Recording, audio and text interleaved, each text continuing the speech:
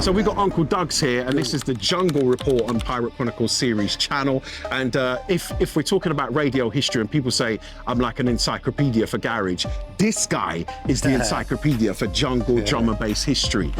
So what are we doing here? Let them know.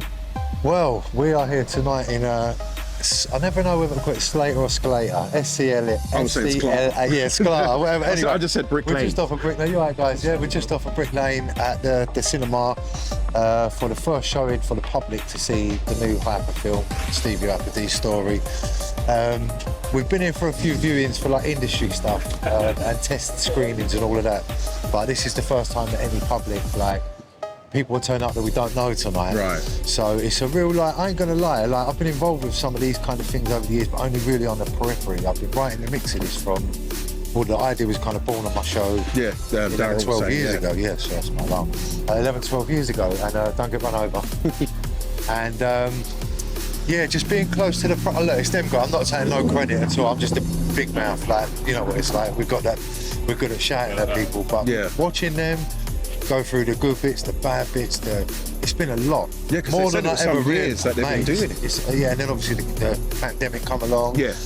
And it's just watching it as kind of like an outsider, what they've gone through to get it to this point. And Jamie especially, like, he's like a dog with a bone, mate. You know, the hardest thing to do is finish a project. Like, we've all got these creative people, we have these great ideas, we're going to do this, that and the other. And when it's something like 10, 11, 12, 13 year project that is going on and on and on and going nowhere fast, it's easy to throw the towel in. I mean, what was Stevie Hyper to you over the years? Who would you say? Like, I mean, obviously I've had to speak about this a fair bit. So, like, I was a Cool FM kid, and I grew up through the Cool FM. I followed them around. I didn't really care too much about DJs as an MC. I'd love to be able to MC. I'm terrible, but I fell in love with the MCs from early. So I used to follow all them guys. So I never give Stevie the time of day. When he was first around doing the rave thing, because he was doing other things at MCMC and all that, I was over doing Jungle Fever or Roast and following Navi and the Twins and Moose and Det and them, man. So it wasn't really till he come on to Cool FM with Nicky on the Sunday show. Yeah, I remember. But obviously I'd heard him, but he wasn't one of them. So stupidly, I didn't give people the time of day.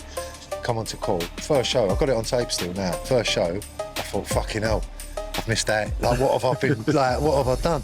And then I become like a super fan, learned the lyrics, learned the history. Same thing, Yeah, and then up until he passed away, sadly, like everyone else that come into, like, you couldn't watch what he did or listen to what he did if you love our music and think, hey, shit. Yeah. You fell in love with him. There's no way, We just all we found him at different stages, all of us. Yeah, that's right. I caught him from the hardcore stages. And again, like you said, when he was MCMC, but we always knew, even as when I was young, was 13, 14, and when I used to listen to him on stage at Roller Express and these sort of places, MCMC had that Cockney style you know, we're having a major, it's that side of voice. But when Stevie took it, it was like, hey, this guy, he's got some dancehall elements to it. So we loved levels. it. And then the rapid lyrics that he used to come out with continuously on a set. Some people used to say, oh, he chats too much. No, he's not chatting enough, because he knew when to start and stop, but he was a machine. And, you know, doing this project especially, I've been able to go back and through Daryl and whatnot and hear like early stuff, and obviously now I'm appreciating him differently. Back then I weren't giving no one the time of day because I was